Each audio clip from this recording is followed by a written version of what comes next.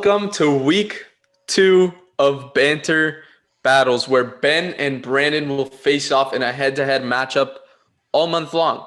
We started off last week where Brandon was winning 19 to 9. I believe it was 20. It was a close game headed into the bounty round. I think they were tied almost, and there was an interesting bet that went on in the round. So, yeah.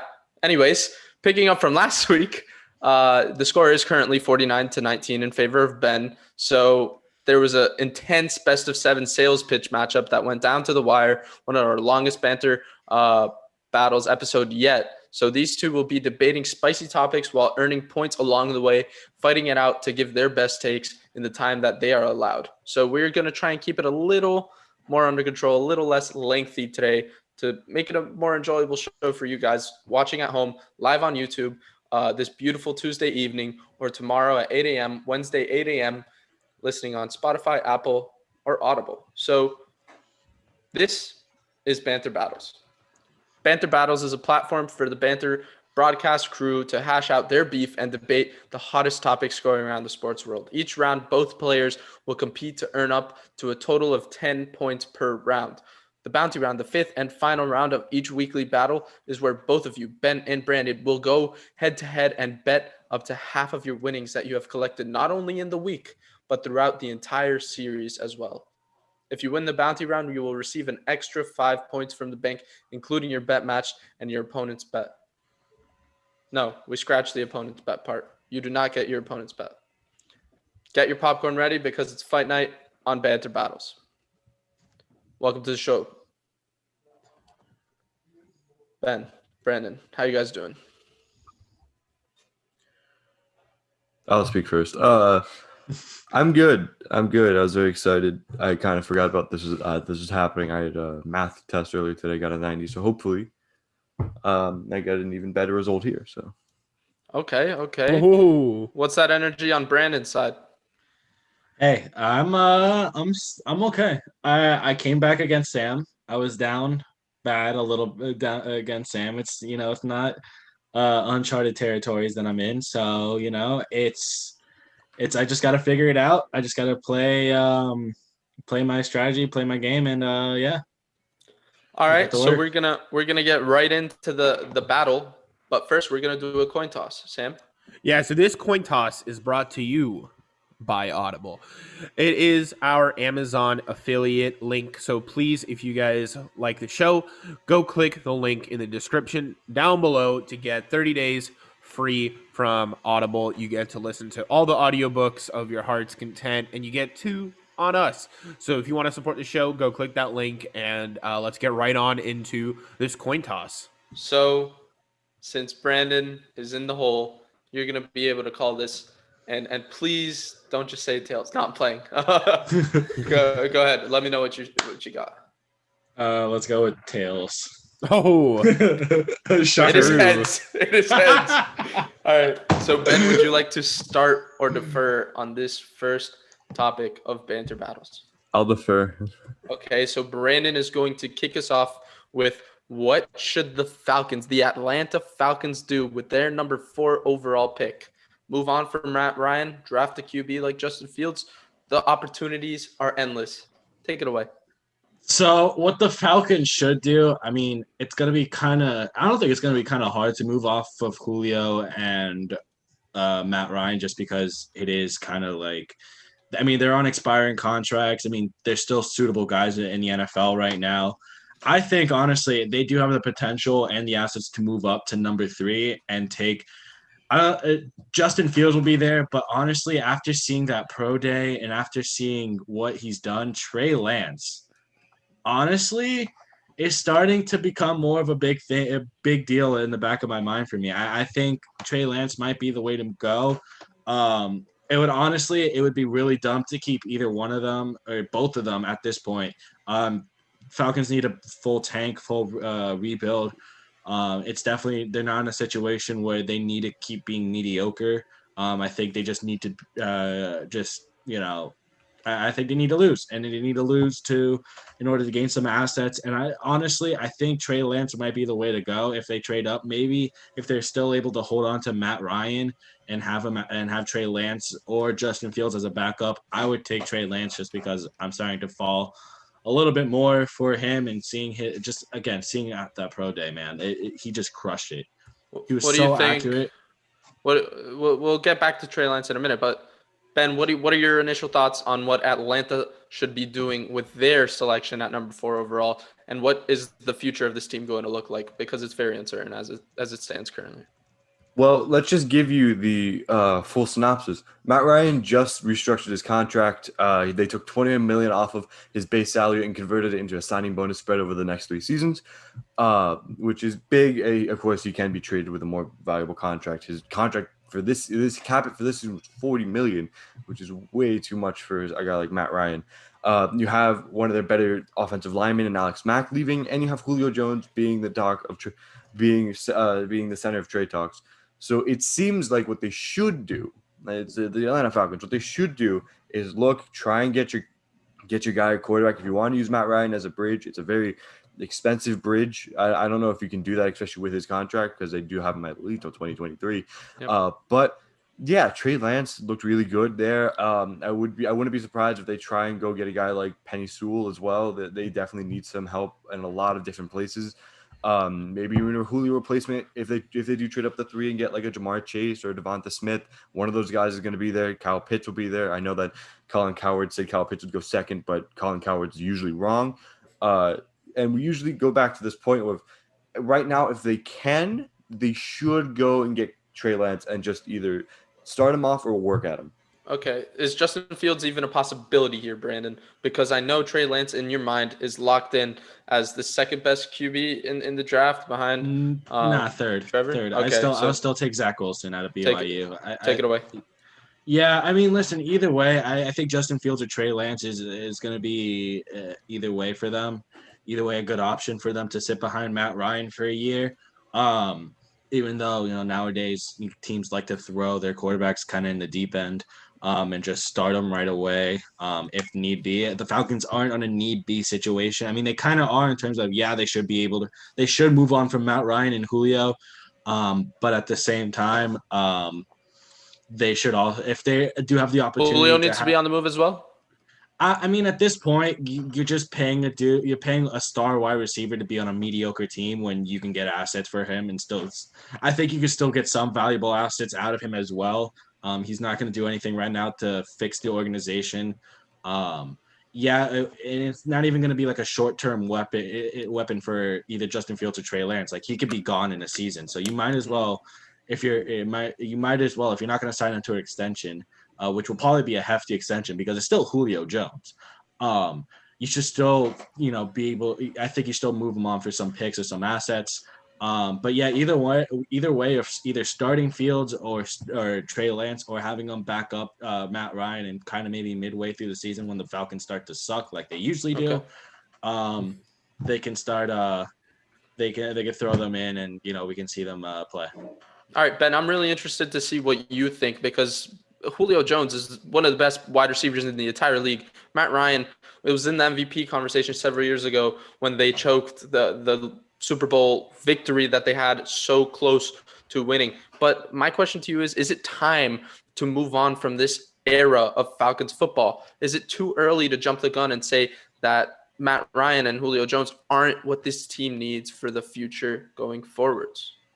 Look, I like Matt Ryan. I think he's a good quarterback. If you look at it just stats-wise, his interceptions went down from last year. And in 2018, he had 35-7, which is not that far ago.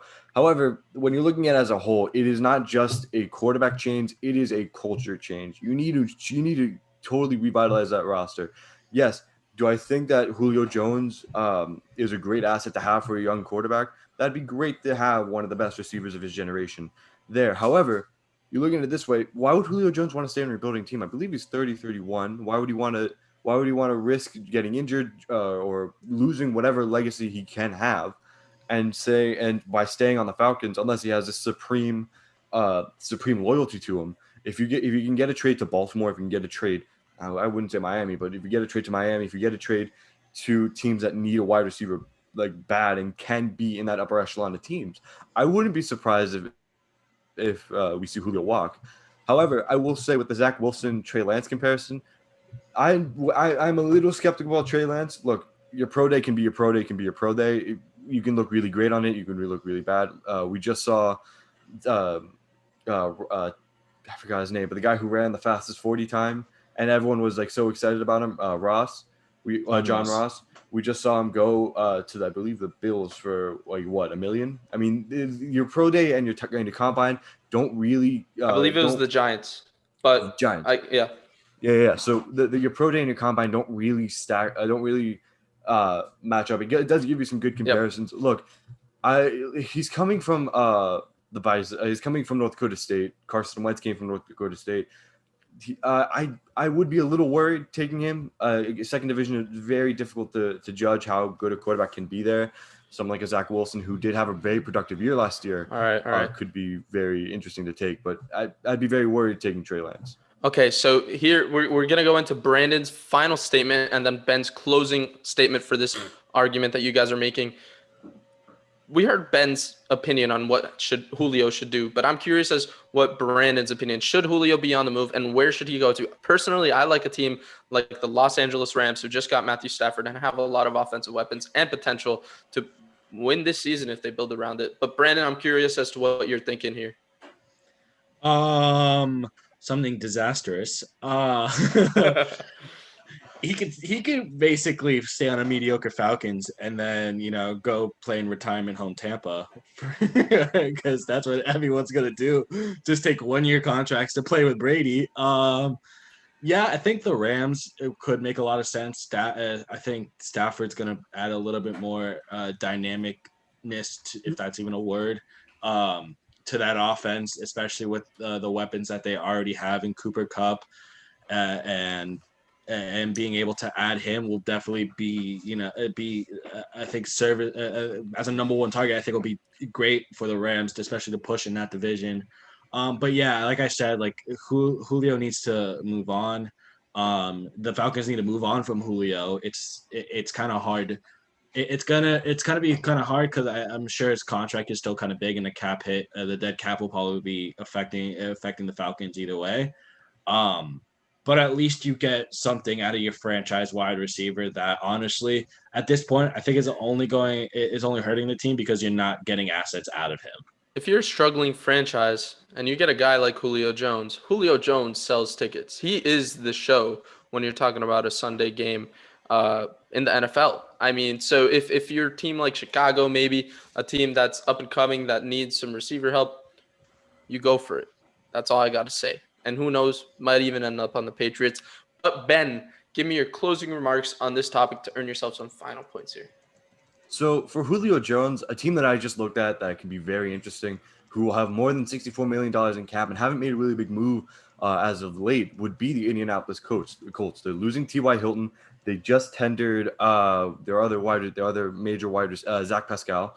They should be able to they do have enough assets to trade for him. And getting a guy like Carson Wentz, which is basically your all or nothing trade, I would say, is going to really, really help. Is going to really, really help him out because he now has a top tier receiver. And he now has. I mean, what was the one thing that we were saying in Philadelphia? Carson Wentz didn't have great receiving talent around him. Sure, he had some pretty good. And, when Nelson Aguilar had his one good season, when Alshon Jeffrey had his good season, when Zach Ertz was there, but right now we're looking at it, they're not going to have that lot of guys besides Pascal and their running back core, which is a pretty good core. Another team I would say would be the Dolphins. They haven't really made a big splash in free agency yet. We've seen them kind of methodically. They took Jacoby Brissett. They got a tight end. They got a punter. They didn't really go for a lot of things, and this is going to really help Miami out, being able to lower the value of someone like a Julio Jones if he wants to get traded. And with that being said, overall, the Atlanta Falcons, I do believe, should move on and try and rebuild. However, I don't really worry in Atlanta that they're going to lose any tickets, that they're going to lose anything. You look at Atlanta United; I think they've sold out almost every game they've played, and that game, and then that's only been a team for about 3 years. So I think realistically, if Atlanta's a great city to rebuild in because they're still very passionate about football. One thing for sure is that it's a new era in ATL, both in basketball and in football. So we're going to be talking about the Atlanta Hawks' counterparts in the Eastern Conference, who they've had some back and forth games. Your hometown team, the Miami Heat today. So are the Heat back to the NBA Finals form that we were so accustomed to last year? Are they a top tier contender? How good can they be? Ben, take it away. I was listening to a podcast earlier today when they were talking about KZ Okpala and Precious Achua, and they basically said one thing: Are you look at the rosters of teams, and are you worried and are you scared about any of those teams? The only team and I'm looking at those rosters, I'm especially looking at Brooklyn, and I'm looking at Philadelphia, and I'm saying, well, if Joel Embiid doesn't go off, Philadelphia might not have it, and if Brooklyn have still gone through the struggles that they've gone through. I mean, they almost lost to a Jimmy-less Miami, or almost what everyone but 8 players in Miami. I don't see a lot of guys that Miami be worried about. I really, truly don't.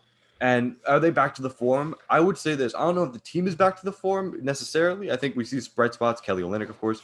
But Jimmy Butler is back to that form. He is an MVP candidate in everyone's eyes, at least in this panel. He is a guy that is... Don't speak for me. He should be an MVP candidate everyone at this level. He is a guy that has taken his team, put him on his back, and look, Miami's out there making trades. Miami is going to be out there. They apparently are going to aggressively pursue LaMarcus Aldridge to get a buyout so that he can sign. They don't want to give a lot of assets for a 1-year rental, but however, they are apparently in trade talks for OKC for Trevor Ariza. Look, Miami if they didn't lose to Atlanta, they would have won 11 games straight. That is unprecedented in the league right now. They're they're not 9-1. They're 10-0 in the last 10 games. They just won against the Cavs. This is the streaking that we want to see. They've beaten the Jazz. They've beaten the Lakers. They've kept it close. All right, let's hear from Brandon. Thank you, Ben, for your takes. But I want to hear what your brother has to say. You made some really good points. Maybe refute what Ben had to say a little bit. Kind of debate it. I mean, to be honest, just some points to add. I mean, Miami is tied with New York with the top with holding field goal percentages, opponents' team's field goal percentage. I think they're both of them are at least at 44%, which is that has to be because of the resurgence of Jimmy Butler and him coming back after missing the extended period of time. I mean, my name is not Jim VP for nothing. I think Miami, in terms of a finals contention or looking like themselves in the bubble, they certainly do. Remember in the bubble, they were a team that you didn't want to come up against because of how tenacious they played defensively, how much how aggressive they were, especially when they were playing on ball. The 2-3 zone caused a lot of issues for a lot of teams. I mean, besides the Lakers when they blew them out. But other than that, I mean, Miami is starting to come into some sort of form where they honestly, first off, the defense is going to carry them especially against any of the teams that are very offensive minded. The only team I would be scared about is, again, the Lakers or the Sixers at this point, just because once AD comes back, that's always a scary combo with him and LeBron. And then, like Ben said, if Embiid goes off, it's almost kind of GG, especially with Tobias Harris playing some of the best basketball he has ever played, and Ben Simmons being Defensive Player of the Year candidate at the moment. You're muted. Not only candidate, but potential front runner, in my opinion. I'm really curious as to what Ben thinks, because this team, on paper, isn't the best team in the NBA. This team on the court potentially can give any team a run for its money any given night. Maybe in a best-of-7 series can win 4 games. I'll give them that. But where do they rank against the Brooklyn Nets, against the Los Angeles Lakers, against the Phoenix Suns and the Utah Jazz, the best teams in the NBA? Where do they rank amongst them? Because last year, I'm not saying they were the second best team, but they made it all the way to the finals. So are they Well, back to that? Go ahead. You're looking at it and you're forgetting the definition of the word team. At the beginning of this year, a lot of people were worried about breaking up the team because of how great their chemistry was together. Now we're starting to see it. Now we're starting to see all these players starting to get to their form. Kendrick Nunn is looking a lot better. The defensive rating, I believe, is 5th in the league when that's first, I believe, since Jimmy has gone back, which is insane. Where do they rank on paper? Low. I mean, they're going to rank low because on paper they don't have LeBron James and AD. They don't have Kevin Durant, Kyrie Irving, and James Harden all in one team. They don't. They have Jimmy Butler, they have Bam, and they have a whole cast of other guys. And I think that is the one thing that's special with this team. When you look at how they play, I mean, they beat the Utah Jazz, they've beaten the Lakers, and they've kept it close against teams that really they didn't have anyone. If it wasn't for a terrible call, they would have beaten the 76ers without Jimmy and Bam. So let's keep it how it is. Miami's 4th in the East for a reason. This wasn't something that was a flash in the pan. This wasn't something that Miami just kind of stumbled across in the bubble. This was something that Miami knew they had. With Jimmy Butler, you're getting a guy that is going to make sure that your team contends. And that is what Miami is doing right now. So I understand what you're saying. Maybe Brandon can debate this even more. I don't know if he's still on the Heat are the best team in the NBA ride. Who knows? But Miami, compared to the top teams, Brandon, where do they lie? To all the doubters out there, what are you gonna tell them? Defense wins championships, all right, guys, and that's what Miami has. Like I said, they are. Are they a top-tier team? A top-tier team, yes. When Jimmy's on the floor, yes. When Jimmy's not on the floor, it's a bit of a different story. I think again, it goes back to them needing to get another piece to coincide with Bam and Jimmy. An all-star level piece would be good. It doesn't have to be superstar, just at least an all-star level like a Victor Oladipo at this point. I think a lot of Miami fans, including myself, would take it. But in terms of them contending as one of the top teams, honestly, ESPN put out their power rankings. Miami didn't even crack the top 10, which is honestly a shame because Miami has been on such a run, and has improved throughout the season, especially towards the latter half of the first half of the season. Their turnovers has gone down. Their 3-point percentage has gone up. They're starting to make a lot more shots. The ball's flowing a little bit better. They're definitely moving. They're moving in the right direction. Mm-hmm. I mean, a lot of guys are starting to pick up form, like Ben said with Kendrick Nunn. I mean, we see guys like Kelly Olynyk be called Kelly Bird because of how much he goes by, because he has these flashes where like he looks like the best player on the court. Duncan Robinson is still a little bit streaky, but he's still coming back. Tyler looks like he can average at least 14 off the bench. Miami's a scary team. Ben, this is your final statement. Then Brandon can close remarks. But we're doing it a little different. When we get to the final statement stage, it's going to be an open floor. So we're going to get if I do my math right, 2 minutes and 30 seconds of straight debate. So I'll start the timer now. But Ben, you're going to start us off with this round. Can Miami Heat win the championship? Simple. I don't know if win the championship. They can definitely go in and contend, and they can make it a very difficult 7-game series. Because remember, the Lakers are still going to get AD back, and what they're doing with AD is fantastic. LeBron has never been the one to put huge importance in the regular season at the last third of his career, because realistically, once he gets into playoffs, it's game over for a lot of people. But I mean, looking at it again, I go back to this sentiment. I don't see a lot of teams in the East that can really scare Miami. Sure, Milwaukee beat the brakes off of them in the beginning of the season, but we're talking about the beginning of the season, Miami, when they weren't playing well, when they were 7-14, when we were worried that they're going to get a lottery pick, and they didn't even have their pick because it's traded to OKC. I'm looking at it right now. Miami, again, Brandon went to the point. I said it. Defense wins championships. Miami's number one defensive rating for the past couple of weeks. They've been number 5 in defensive rating by starting off in the low 20s. If you're just looking at that straight up, there's not a lot of players. There's not a lot of teams. I mean, who are you worried about? Boston? No. I'm not worried about Boston. I think however, there will be times where Miami will struggle because the third quarter, like we like to refer to it as, when Miami comes back after halftime and honestly, it doesn't pick up the same momentum they had in the first half and allows the team to catch up to a degree or get ahead if they're down at halftime.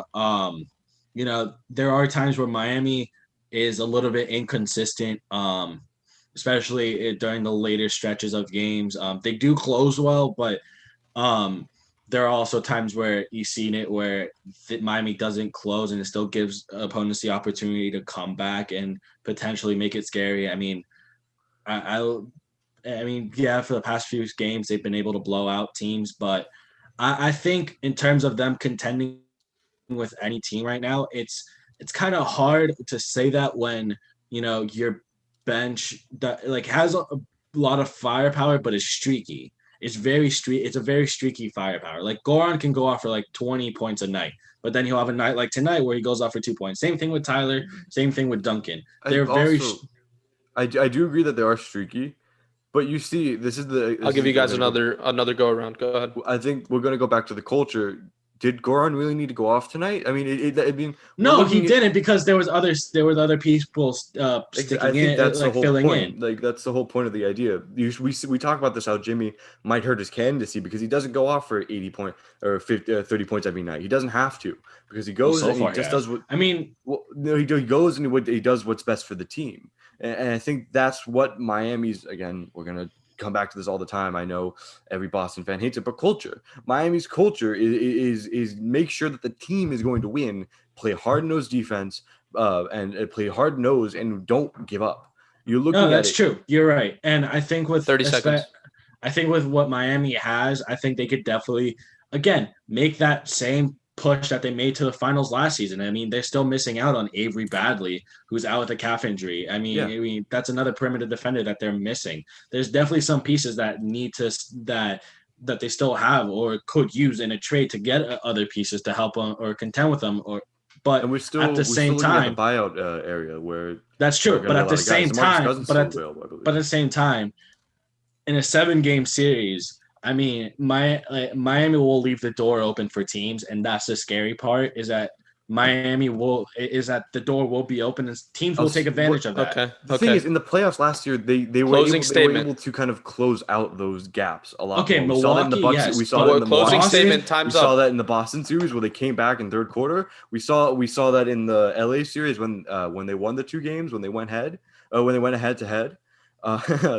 But look, I'm not saying they're straight finals contenders. I'm just saying I'm not saying they're favorites to win the finals. I'm saying I wouldn't be surprised if this team makes another run at it. They have the pieces, and they've seen a lot less streaky. Sam, go ahead and let the people know, let Ben and Brandon know who won round 1, who won round 2, and what the current score is right now. Yeah, so we did kind of something a little different there. We had 2 rounds and 1 before I even announced the score. So round 1, when we talked about the Falcons, and it kind of turned into a lot of NFL draft debate, but that's okay because these debates do evolve. It was a dead tie for me. It's 7-7. I think you guys both had really great points, but nobody took the edge in round 1. In round 2, however, that one hit a little closer to home, and so we had to kind of try to take that Miami Heat fan love out of the equation and just look at it very realistically. But Ben had the better debates there. Every single point Brandon threw at him, he had a rebuttal for, and maybe it makes it easier when you're arguing for the home team, but either way, Ben always had a counter. It was 8-6 in round 2. So 7-7 round 1, 8-6 in round 2. That makes it a total of, let's see, so that's 15-13 in Ben's favor heading into round 3. Round 3. You guys ready? Sure. All right. Round 3. What on earth are the Saints going to look like next season? First of all, Drew Brees retired. They paid Taysom Hill, and they paid Jameis Winston. Emmanuel Sanders is out of there. Mike Thomas is still the slant king. What is going on with this team? Brandon, start us off. Well, to be fair, that 4 years, $140 million. When I on ESPN, like, oh, Hill got paid the bag, but it was Taysom Hill. But the years are voidable, which means that at any point they, if as long as he played, as long they could void this, they could void any part of that contract at any point. They can void the contract.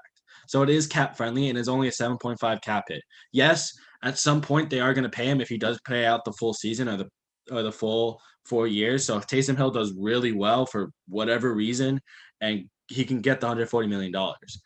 Jameis, on the other hand, that's the one that confuses me. I get it. It's kind of like maybe Jameis has learned under Breeze and maybe he's improved, especially after the LASIK surgery. We didn't He really see couldn't a see whole who he lot. was throwing it to. Yeah, that's why it was 30 and 30. So maybe Instead of that's 20/20 vision, 30/30 vision.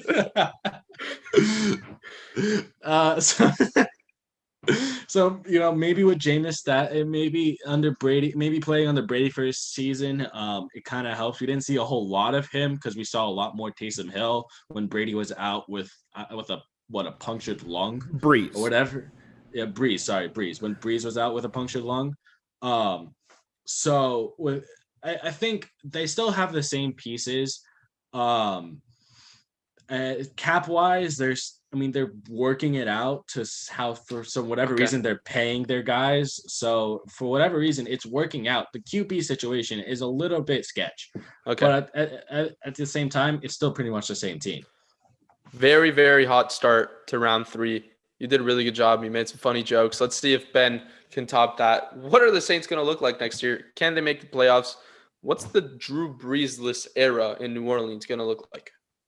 Well, it's gonna look really, really either futuristic or just gonna look terrible. I assume that they're gonna try and do a hybrid offense, something that the Eagles were promoting when they drafted Jalen Hurts, and they said we're gonna try this new hybrid thing out. Didn't work. Figured Jalen Hurts was gonna be the guy there.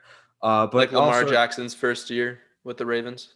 I mean, no, they're going to lean more into that Taysom Hill style of offense, where they're going to have Jameis as probably the QB1, but they can switch out. They can play Taysom Hill at the tight end. They can try and do all this different kind of stuff. Another major move that they did, because they've always been right up against the cap, was Quan Alexander. He was dropped as a very good linebacker, very at least valuable linebacker, especially in a COVID era. It's really going to be redoing it after a legend retires. And we've seen this at every sort of end. The weird thing is they have a pretty decent team. They have a pretty decent team, and maybe they've seen enough with Winston. Look, he is talented. We're not going to lie that he is talented, and he is. While he does have 30/30 vision, he is a guy who can at least lead a team to a couple of wins. That's as much as we've seen of him. And look, he sat behind Drew Brees. Maybe he learned some stuff. The QB coaches down there are pretty good. And also in the draft, they seem to be able to get a lot of talent around their quarterback. Yep. And I do believe what you meant by the punctured lung was Tyrod Taylor. No. Drew Brees got a cracked rib. He had some complication. Right. I forgot, But more importantly, I'm loving how we're talking about Jameis Winston being a good leader, winning all that. It's funny, ironic in a way that Drew Brees was probably one of the great on-field leaders, motivating his guys. And Jameis Winston is infamous for his "that's a W" eating the W celebration. And the stone crabs. Don't forget the stone crabs. Stone crabs. That's a famous spot in Tallahassee up at FSU. But so very, very good round. I'm interested to see what this team's going to look like this year record-wise. Can they win games? Can they go to the playoffs? Will this experiment with the 2 QB set work with a guy like Jameis instead of Drew Brees? Brandon. Like Ben said, Taysom Hill is kind of that gadget quarterback where, you for some whatever reason they can play him at slot or tight end, or run as a QB draw or option or something like that. He's a very mobile and a very do-it-all quarterback in terms of how their offense could be. But honestly, yeah, Ben mentioned Quan Alexander, the Saints terminating his contract. That's a big linebacker miss. They also got rid of Malcolm Brown from their D-line. He wasn't anything too special on their D-line, but he still was. He's still was another play they dropped. They looked to add Richard Sherman. But in terms of the quarterback situation, which I think is the big issue with the Saints right now, is the big key topic is I think it's going to be interesting. I think we might see kind of like a hybrid lineup in terms of how they run things. You know, one week they might run with Jameis, the other week they might run with Taysom, or kind of make the combination of the two. I mean, it's going to be very interesting to see as to what they might do in terms of, you know, how they work this deal or work this contract or work out how they play. Because using a different quarterback every week, as we lost Jonathan, using a different quarterback every week is going to definitely mess up the flow of the team. So I don't know if it's going to work. Ben, what are your thoughts? Yeah, this team is going to be very, very interesting. Of course, I said, look, it's going to either look really futuristic or it's going to look really dumb. They can be the 2009 Miami Dolphins with the Wildcat offense, or they can be, I don't know, some team that's going to be left by the wayside of NFL history. They will win games, and I'll tell you why. It's two words. It's Alvin Kamara. I mean, that dude is one of the best running backs in the league. I think he slipped to like the second round as well, which is unbelievable. Sorry, had some technical difficulties there. I Go ahead. I really, truly, I'm going to be very interested to see this team. I'm sure there's not that high expectation in New Orleans, especially losing a guy like Drew Brees. And also, they're also in a very difficult cap situation. They're trying to pay guys, but they're also $12 million over the cap. So they're going to have to figure out a way to restructure some contracts. They're going to have to figure out a way to maybe drop some guys that are going to hurt. Again, we talked about that D lineman, and we were talking about Quan Alexander, sorry. And realistically, look, they're going to have weapons around. They have Michael Thomas, he can be good. Wasn't good for my fantasy team, but he can. Fourth overall, good. Right? What? I've had Derrick Henry or Dalvin Cook. Took well, it's fine. I'm still Okay. winning in NBA. So Continue.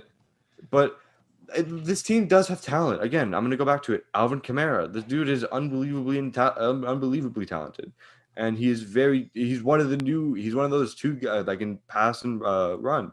We saw it against Vikings where he scored 6, I believe. Like this team is either going to come down to what is their plan coaching wise going forward. Of course, it is going to implement both of these guys. They don't pay a guy $140 million to sit on the bench. It seems like can Sean Payton create an offense that we haven't seen before. Yeah, but the catch is that $140 million is voidable, so you can put him on the bench and just cut him and not pay him. You don't sign a guy for $140 million to cut him the next day. So they have to find out at least this year. Yeah, you guys make some really good points. I'm gonna leave it up to that 2-minute debate round that we're gonna have right now. You know, we saw last year the NFC. It was decently open until Tom Brady took it over. We didn't know who was gonna go and take that NFC Championship. It could have been the Packers, could have been the Saints, could have been all these teams. Where do the Saints lie now with these current teams? Starts. They're gonna like kind Open of at the floor. bottom. I mean, they're gonna like kind of sort of down a little bit more. Of course, are they the Bears? No one can be as bad as the Bears when it comes to management. But at this point, I mean, I don't see them making a big push unless they get so much talent around them, or something happens. Remember, they have to play the Bucs for at least 2 games. That's going to be very difficult. They got to play the Panthers, who have looked good, and the Falcons are going to be hopefully rebuilding, so they'll have at least a win there. But the NFC, I think it's going to come down to the whole conference, because the NFC has kind of gotten a little bit better. The Rams got better. They made the playoffs. Cardinals. The football team got better for Fitzpatrick. So yeah, exactly. The football team got better. I mean, Dallas is getting Dak back. The Cardinals got JJ, and it's kind of also has also picked up some few solid pieces as well on the defense. We're still forgetting someone like a Green Bay. Green Bay, Chicago, even though they just Seattle, signed Los Dalton. Angeles, Arizona, they're all in one. Like my question is there any realistic chance that they can contend with any of these teams? I don't know if there's going to be. I don't know if there's an outside chance. I don't know if they're going to be a 10-win team. Like with their offense and their defense, they can. But again, I mean, Jonathan, you saw with your Steelers that when you have Mason Rudolph be a quarterback, it doesn't matter how good your I mean, offense or defense Jameis is. Winston, Again- first overall pick. then again, Mason Jameis Rudolph, Winston. Jameis Winston, we've seen at least played well enough in Tampa Bay that he can did. win a couple of games, and he has Alvin Kamara again. I think they have an No, the outside offense- chance, and I think they have an outside chance to win this, or to at least get to a contending spot in the hunt around week 14, 15, 16, 17. But I don't see it, especially how good this NFC is, and seeing Arizona just get J.J. Watt. I mean, everyone's really backing up for the future. Maybe it's time for New Orleans to look at, okay, we have Alvin Kamara. Let's build on him. Let's look at Michael Thomas and see what we can get out of him. I mean, I don't know who would want a guy like that, but I at the end of the day, I think they can build. I don't think New Orleans need to blow up. No, I don't think so either. But they also need to rebuild. They need to help around with their cap, though. Again, I they're $12 think million yes, under. the cap they need to fix. The cap they need to fix, and I don't think they need to restructure or rebuild. Maybe retool is the better word here. But the division as a whole, listen, the NFC South. I mean, unless Carolina makes a massive trade for, let's say, Deshaun Watson, right? I mean, Atlanta's gonna suck. The NFC South, it's them and Tampa. That's first off. So as long as they can maybe beat out Tampa, which, I mean, I'm not saying Tom Brady is a playoff quarterback at this point in his career. Like LeBron James, but at this point, like he doesn't really. I don't think he really matters as what seed he is. It's Tom Brady. He's going to do well in the playoffs. So I think it's just fighting in the whole conference on its own. I think there's just a lot of teams in the NFC that have gotten significantly better, even before the draft. Now past the draft, now let's see after the draft where they lie. If they have a pretty good draft, I don't see why not. But at the same time, they're not going to be a lot of this season's going to be this season's going to come back to normal because of OTAs in the off season. So a lot of teams are going to get significantly better. Okay. Sam, we're going to go back to our original ways. Just let them know the score now. All right. So this one, Brandon came out of the gates hot with those 30-30 vision jokes, and you never really let your foot off the gas. Now, Ben, at the very end there, made some really good points. He gathered up enough score to not just completely get blown out in round 3, but Brandon takes the win with a 9-7 margin. Wow, 9-7. Nice. That's a really, really good round. Almost a perfect round. Maybe another fire joke, and we could have potentially given you that perfect round. But 9-7, not a bad place to be. So we're going to be moving on. The score is currently 22-21 in favor of Ben for this week. So heading on to the 4th and final round before the bounty round. Start, bench, cut. Anthony Edwards, LaMelo Ball, James Wiseman. Ben, take it away. From what we've seen so far, it's going to be harsh to Wiseman, I think, because he's in a team that has a lot more talent than the others. But I'm going to have to say start LaMelo, bench Anthony Edwards, and cut Wiseman. I like James Wiseman. I think he can be really, really good. However, you're just looking at it this way. Stats wise, I don't think he comes up nearly as much. And looking at it, and is your name Overtime or ESPN? No, continue. It's the obvious answer though. It's like saying, oh, who's the best player? Like, okay, whatever. Like stat wise, I don't think he really comes up. I think if he plays in a system where in like a Charlotte, in like not Minnesota because I don't really need a center, but in like a team that really is going to need some help, I think his stats would be a lot better. I think he would play a lot better. His win shares are better than Anthony Edwards. His PR is better than Anthony Edwards, sure. But that's also looking at the fact of he's on a team that's going to win more. So he's going to have a higher win share. He's going to have a higher PER. And LaMelo Ball blows those two out of the water with almost 3% win shares and almost 19 PER. His stats are better overall than the both of them, and he's looked incredible, even with Terry Rozier popping off this season. Now, I'm really impressed that you came at me with all those stats, especially since you don't know the topics until I say them first on the episode. So very good round. But Brandon, boy, did I enjoy the look on your face when he gave us his start bench cut. And I'm really curious as to what you got to say about it. Because honestly, my thought is how it was with him. But like honestly, I'm gonna make it spicy. I'm gonna start LaMelo because they're the 5th seed out east for a reason, and it's not because of Malik Monk. All right, It's because of Gordon Hayward, okay? all right. Bro, Respect Gordon the Hayward has stash. ups. All right. So LaMelo is averaging what 15 and 6 a game or something to that degree. Yeah, he'll have his rookie moments where he'll shoot, just have an absolutely abysmal night, but that's just like every rookie ever, besides like maybe LeBron or Jordan. Um, I would say bench Wiseman, cut Edwards, and the reason is that I think with Wiseman, you're getting, if he could add weight, you're getting a Joel Embiid-esque player. He doesn't have the same physicalness, and that's why I say if he adds weight. But you are getting a guy that is 6'11", 7 foot, that could shoot the three, that could put it on the floor, that has great ball handling skills, and he has all the tools of a modern day center. He can stretch the floor. He could play. He can guard the paint. He's a great shot blocker, great finisher around the rim. I mean, we didn't really see it a lot in Memphis, but we saw a lot of it in high school. The reason why I'm saying cut Edwards is because it was the last option. I mean, I know when we were talking like pre-draft and like way before, way like back in June, we were saying that Anthony Edwards is the next coming of Dwayne Wade with a jump shot. But maybe Still it's just early. it's still early to tell, and he is struggling a little bit more. Wiseman has been dealing with injury, so I can understand why Ben would cut him. But I think Wiseman has all the tools and the makeup to be one of the most dominant centers this league has seen. Okay, Ben, respond to what Brandon just said, because he said James Wiseman could be one of the best centers in the NBA, like Joel Embiid. So let's look at this. First of all, we're looking at this as a I believe as of right now, but of course we can look at it in the future.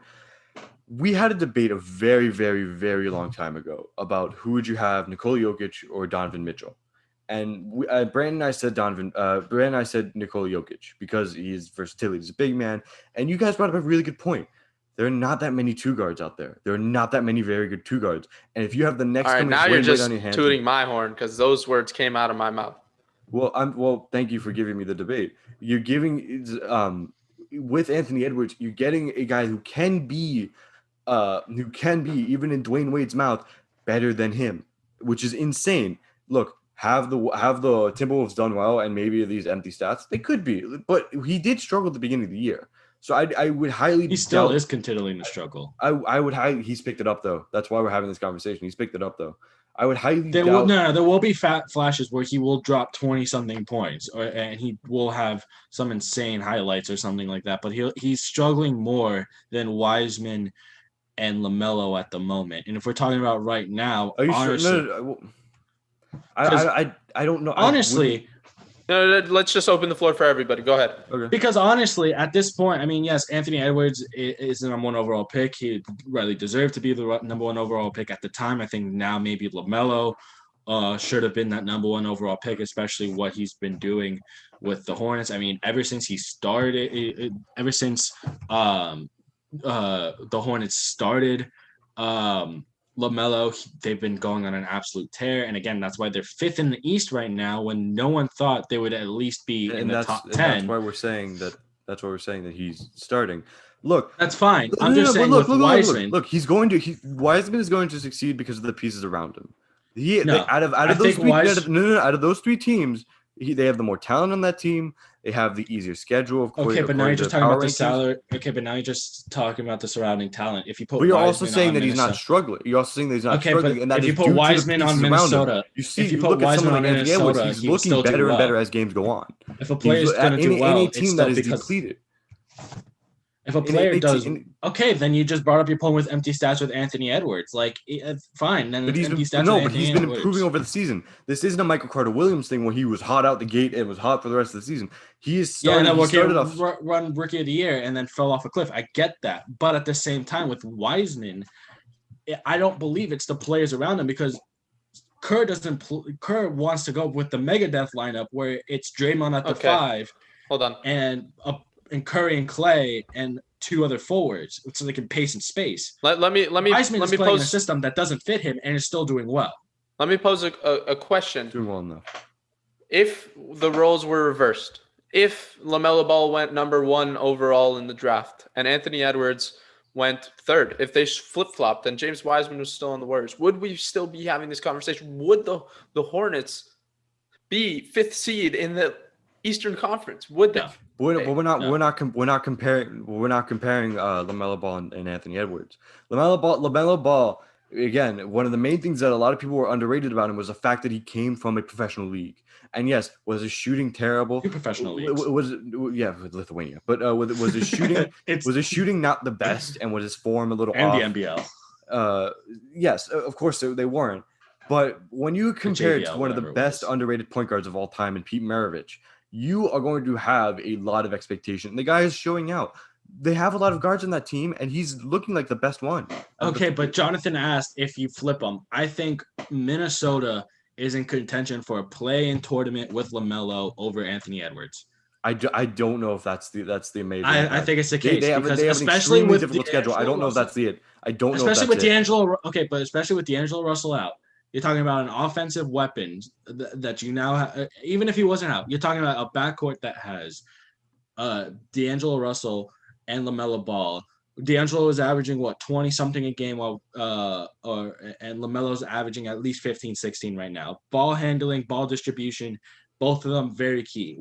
Very good at those both things. They have the 600. I don't know if that's but I just don't know if I don't think fine, he can push that hard, especially in the West. He's doing with We're looking at this. We're looking at this. If we're looking at the impact that he's had in the East, he's not the having East that same is very compact. Like, yes, the East aren't as good as the West, but the East is very compact. And exactly, a lot and it'd be easier for them to win. 5 through 10 is like divided up by like 2.5 games. Like, it's very compact, and LaMelo is for some reason has been able to turn around this Hornets franchise and do the unexpected, kind of like what Chris Paul did with the Thunder, and say, like, instead of kind of losing that we all expected, he's kind of turned it around. It does help to get a guy like Gordon Hayward on your team. It does. Okay, and it does help for Scary Terry to finally show out his contract. So I can understand that. But there are other pieces on that team that are also doing well, that are also have been complimenting to LaMelo, and LaMelo's been complimenting to them, vice versa.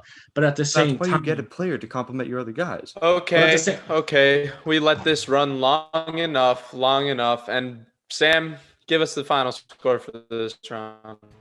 All right, boys. So the way we score these is not necessarily the takes we agree with the most. And before Sam does, yeah, I'm sorry. I just needed to let you guys know that the score is actually tied 22-22. Jonathan, your microphone is it's static. Okay. Anyways, just so you guys know, we're not scoring based on what we personally agree with, because then you would just take the easiest answers that are obviously right. We're scoring based on the arguments that you guys presented. And one person had some very rational, very cool-headed takes, but didn't really back them up with any kind of flair. The other guy was swinging for the hot takes and actually backed it up. And when you're backing up some more outrageous takes, that gives you some brownie points. Brandon was the one that was swinging for the fences here. He was doing some wild hot takes and actually was kind of convincing for some of them. So the final score here is 8-6 for Brandon. Awesome. Can you guys hear me okay? It's still static, but yeah. All right. I apologize for that. I don't know what's going on my end. I know my internet is bugging out, so I did join from hotspot, so that might be the reason. Hopefully it gets. Okay, yeah, your microphone's static. Yeah, we're losing you, dude.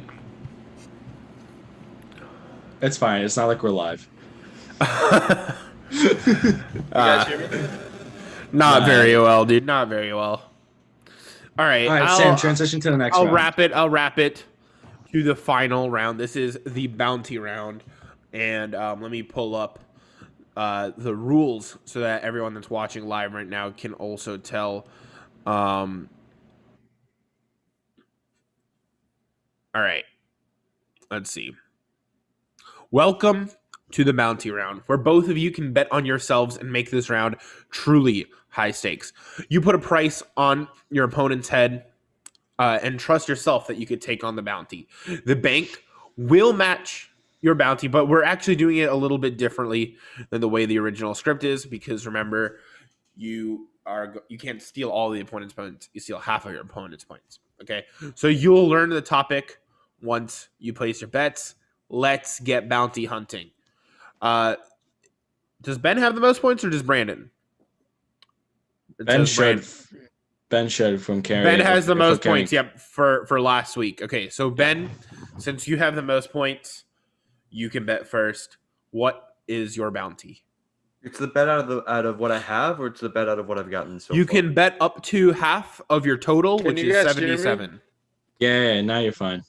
You have a total of 77. You could bet up to half of that. All right, I'm gonna hold go- on. Can you guys hear me? Not at all. No. No, never mind. Not at It's all. still- Can't hear you. It's still trash. Okay, continue. Just half of your 77 is the limit that you can bet right now.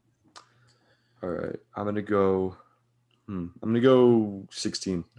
All right, 16. By the way, the score at the moment is 77-49. Ben is still in the lead, even though Brandon chipped away a little bit at it this week. So you said how much? 16. 16 for Ben. And Brandon, what are you looking at? Well, half of 49 is 24. You could do Well, round it 25. up, 25.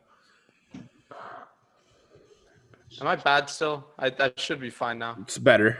Okay. I'll do so- 20. Yeah, okay. We get a 20 bet. I switched back to my regular Wi-Fi, not using hotspot anymore.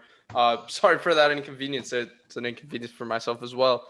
But so you're gonna go with the 20 bet, and Ben is gonna go with the 16. I heard that correctly? That is Yeah. correct. All right, so we're gonna get right into the round. Thank you, Sam, for picking up where I needed you. But so we have our bets, and you know how we do this. The winner at the end of this round gets a little 20-second boast that they can give to the whole world. So we're gonna come at you guys with the bounty round. The Patriots are loading up. They are loading up. They did load up. Jonnu Smith, Matthew Judon, Nelson Aguilar, Kendrick Bourne, Cam Newton, Jalen Mills, Trent Brown, Devon Godchow. The team's stacked. Tell me. Well, you know what? Brandon, you have the least amount of points, so you go first. You happy? Sure. He's celebrating that he has the least amount of points. But yeah, go ahead and take it away. What are the Patriots going to look like? Are they a playoff team? Why Cam Newton? I think they are a playoff team, and I think even with the fact that, you know, look at their offseason, so far they've added so many great pieces, and they're also getting all those guys like Dante Hightower and Patrick Chung who opted out. Patrick Chung, I should say, who opted out last season not to play, are coming back. They still have a ton of cap to work with, and they are looking up to pick up a running back like Chris Carson or Phillip Lindsay or one of the top running backs right now that are on the market. I think it, and again, it goes back to the argument that there are going to be OTAs, there is going to be an offseason. Cam is now going to have the ability to not only get back to somewhat of what we saw in Carolina before his hip injury, but even possibly somewhat of MVP Cam. I'm still very high on Cam. I think what he can produce, I don't think it's going to be MVP caliber, but I think with the tools he has around him, the fact that he'll have an offseason to get even healthier than he was last season and to perform, and he has the desire, because we heard him say that he doesn't want to go out like this. He didn't want just his one season tenure in New England and Foxborough to just be kind of mediocre at best. It's having 7 touchdowns and 9 interceptions. I think New England's a playoff team. Are they Super Bowl contenders? I think, again, that's going to be up to Cam and what their draft is and what the rest of the offseason looks like. But at least they are playoff contenders right now, especially given the fact that the NFL is adding a 17th game. I generally think that the Patriots could be looking at. I don't think taking the division because I think it's going to still be the Bills, but I think the Patriots are definitely a wild card team. Ben, we're talking about the New England Patriots, who forever have been the greatest team in football. Tom Brady, the greatest quarterback in football for the longest time, the entirety of your life. So now, last year, they have a struggling season with Cam Newton at the helm. What makes this year different? Only Cam Newton's play can make it different. Look, I think the defense has looked Not back. even the players they signed? Let me explain. I think the defense has improved. Matthew Judon and Dante Hightower, of course, coming back. But Jalen Mills is going to have to go up against Stephon Diggs, Corey Davis, and Devontae Parker. That's not going to happen. It looks like they're going to trade Stephon Gilmore. It looks like it. We don't know what's going to happen. But this is something away from the tried and true Patriot way. Let's look at it this way. They guaranteed they spent $72.5 million on 3 players. I like Devon Gacho, by the way. I think we've seen enough in Miami to boost them up. Are they better than Funny the Bills? story. My dad actually dresses Devon Godchow, so make sure to go check that out. Are they better than the Bills? No, the Bills kept their O-line intact. They were able to get Emmanuel Sanders. They're not better than the Bills. Are they better than the Dolphins? Well, it depends on Tua's play, and it depends on if they can get pieces around him. But right now, I don't think the Dolphins would be scared. And we can remember, everyone from New England usually has a leg up on the Patriots and how they work. That usually is what it happens. With Kendrick Bourne, they're buying high on him, which is something that we've always seen in the NFL to never work, to almost never work. If Cam Newton coming back from the offseason can play better, it can play as sort of. I don't expect him to be the MVP Cam Newton, but to that extent, a little bit like that, I could see them making a push. Okay. So I liked a lot of your points there, and since Sam is out, I'm doing the scoring for now. But at the end of this round, it's just winner or loser. The score doesn't matter. I already did the math for if you win, you get this. If you lose, you get this. But you made a really good point. But Jonnu Smith and Hunter Henry go and sign with the Patriots. They could run a 2-3 tight end set, maybe run a lot of RPO with Cam Newton, which we see as his strength with the pass catching and pass rushing abilities with these guys. Able to block and also catch as being a dual threat in today's era.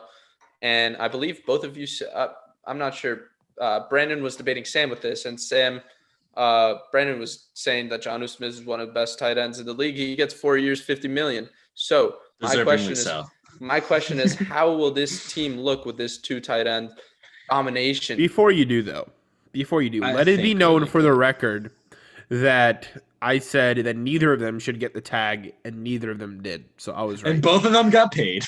But neither of them got the tag. Yeah, but both of them got paid by top tight ends. Go ahead, Brandon. Got paid as top tight ends. What was the question again? I'm sorry.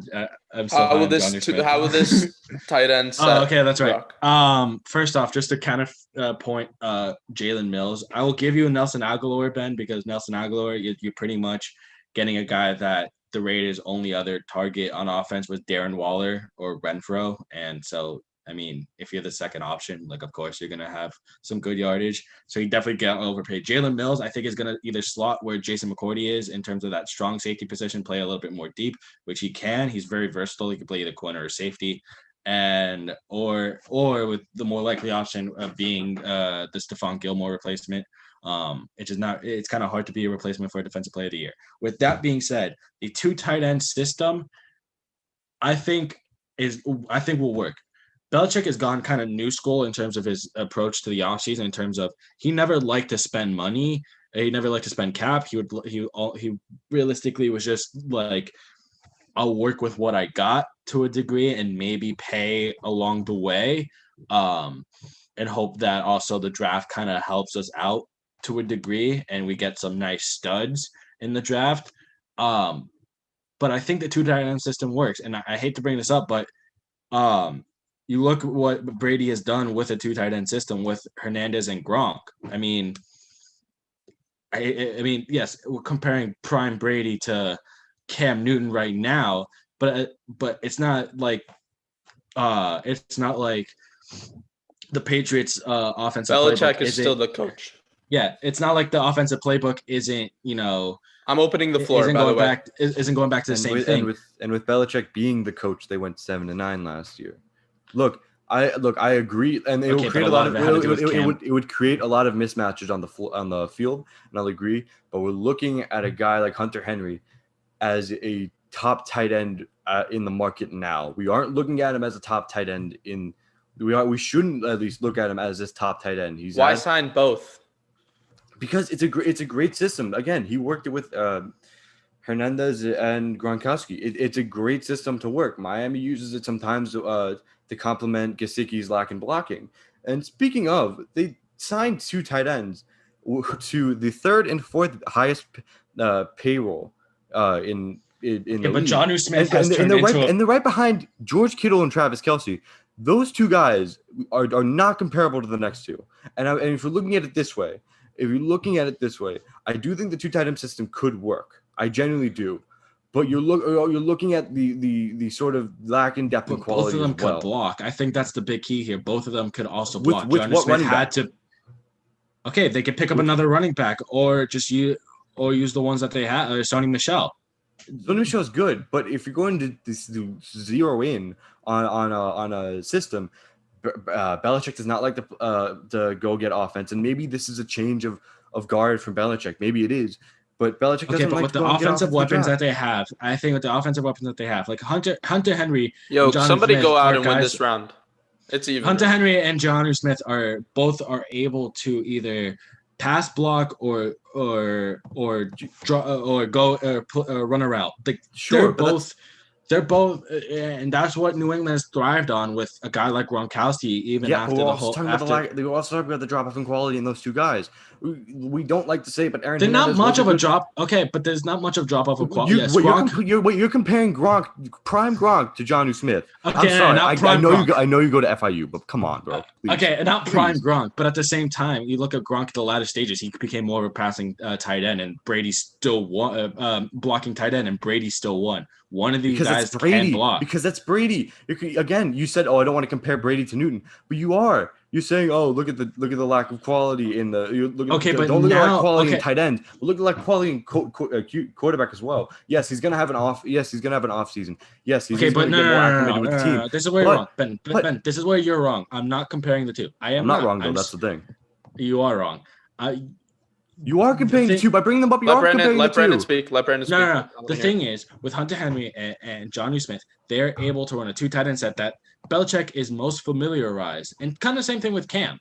Yes, but I'm not comparing Brady and Cam because there's no comparing the 2. I'm not comparing the 2 systems that they've been playing under. I'm not comparing. Oh, no, I am not. You are by bringing them up and by saying they can be like this in this system. You are.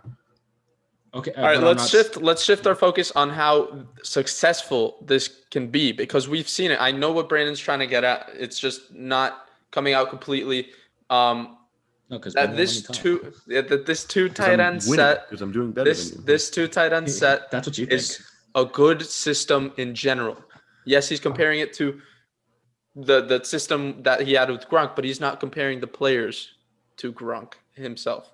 So let's pick it up from there. How successful can this be? Instead of debating if Jonnu Smith is as great as prime Gronk right now, let's compare how successful this team can be.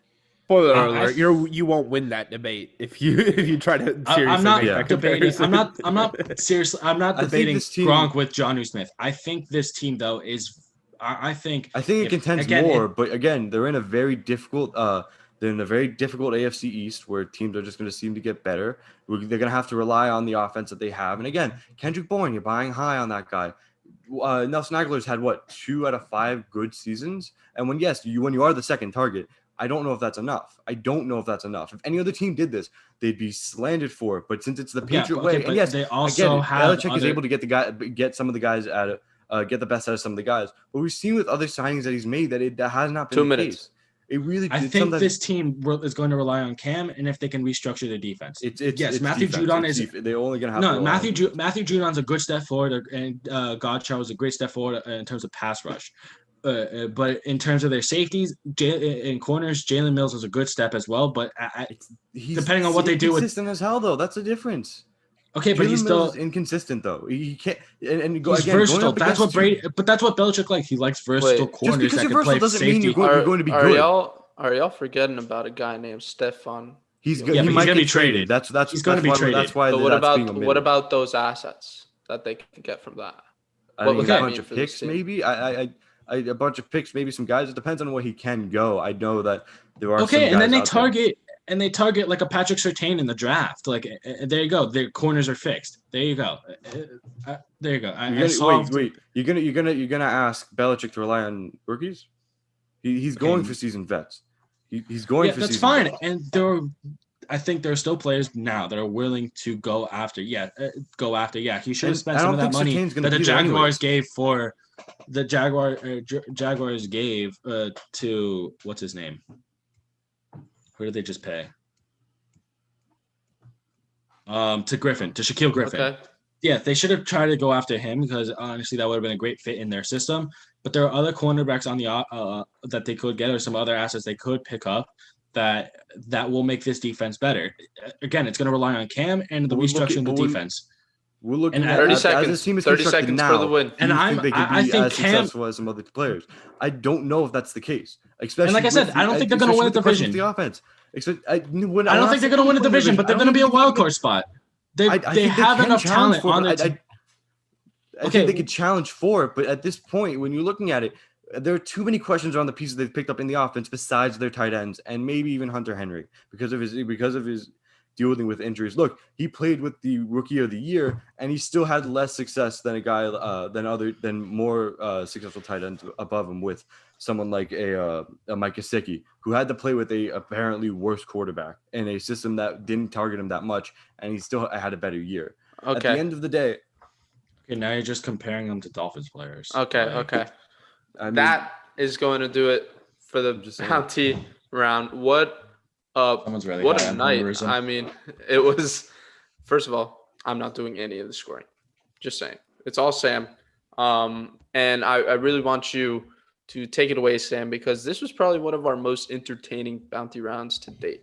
Yeah, that was a blast of a bounty round. I think anytime you talk about the Patriots with a Dolphins fan, it's going to get a little wild, right? Because you know how much. And honestly, the Patriots with anyone that's not a Patriots fan, it's going to get wild because of how much lingering animosity I think everyone still has for those dynasty years.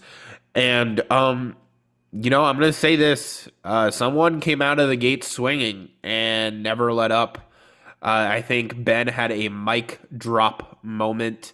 We all just stared at each other when he was like, "You're comparing Jonnu Smith to prime Gronk." I know you went to FIU, but come on, man. That right there, I don't think Brandon recovered from that. That was like a body blow that just had Brandon stumbling for the rest of the matchup. Ben, congratulations. You took round 2 or week 2 of the bounty round. So you got like a 30-second time slot where you can just gloat all you want. Before that, let me announce the official score, the official tally after Ben's week 2 victory. This is 2 weeks in a row that Ben has come out with the victory in the bounty round. So if Brandon wants to win this month on Banter Battles, he's going to need to win next week and win it by a lot so that by the time bounty round comes, the bounty week comes, he can take over and surpass Ben. It's never Remember, at over. the end of the day, that bounty week is a game changer. Mm-hmm. So the current score is 108 to 29. Ben is taking a surmountable lead into week 3. Ben, 30 seconds. Go ahead. I'm still keeping my head down. That was really fun to do. I'll be honest. That was a very, very good round. Just do the same thing I did the past 2 weeks, I guess. I don't know what else to do. I'm not going to go and say Brandon didn't play well. Didn't do well. He did incredibly well, and he pushed me to limits that I didn't know I had. But so, we still have 2 more weeks. We still have 2 more weeks that I'm going to have to play my hardest and keep going. But besides that, I'm excited. Yeah, and it's all brotherly love at the end of the day. I know. He's scared to say anything because Brandon is right next door. Brandon knows where you sleep. On a serious note, you guys did a really good job, and Banter Battles is all about that content, baby. And you know we are pumping it out here. Banter Broadcast, Primetime Banter, Backseat Banter, you name it, we got it. Banter Battles is just one of our shows. Ben, Brandon, one of you guys, just let the viewers know what Primetime Banter is a little bit. So yeah, we're going to be talking about soccer, of course, the Champions League. The round of 16 just ended, so we're going to be talking about that. We're going to be talking about, or the round of 16 will end on Wednesday. So I'm sorry. We're going to be talking about that. We talk about a lot of different stuff over there. Sports basically in general that consists of me and Brandon, and even if we talk about music, we talk about pop culture and all that kind of stuff. We'll be there, and Primetime Banter is a very, very interesting. I mean, we could just see from this debate, it's a very entertaining listen. So make sure to go check it out. Now, Brandon, are you uttering words to your brother? What's going on there? Let's get some inside scoop here. Nah, I'm not saying anything. You're definitely saying something because I see your lips moving, even though you're cutting off the bottom of your mouth. I'm talking to my girlfriend. Okay, I'll take that. But yeah, Sam, tell the people listening what Backseat Banter is. Yeah, so Backseat Banter, that's Jonathan and I's end of the Banter Broadcast Network. It's we put out a ton of content for you guys. We do interviews, we do our own hot takes and conversations, and also we're producing a big time docu-series about Dwayne Wade with some of the biggest guests in sports. We're doing massive production for this thing, so stay tuned in the next coming months. I don't know if it's coming out in April or in May, but we're working really hard to make it the highest production possible. We're getting it scored by Sebastian Lopez. He's a friend of the show. He's been a guest already down twice. The next episode with him is coming out on Friday, so check that one out. We're doing some big things, making some big moves, so stay tuned for all of the Backseat Banter content as well. 100%. Banter Broadcast as a whole is on to big things. Thank you guys so much for showing us support in the past few months. We really appreciate the growth and the love that you guys show us as fans. And to those of you guys listening on YouTube, Banter Battles is every Tuesday night. We do it on Tuesday night live on YouTube, drop it Wednesday morning. For those of you guys who can't listen live, it is available on Spotify, Apple Podcasts, Audible, wherever you can find your podcasts. Thank you so much. This has been another episode, another week,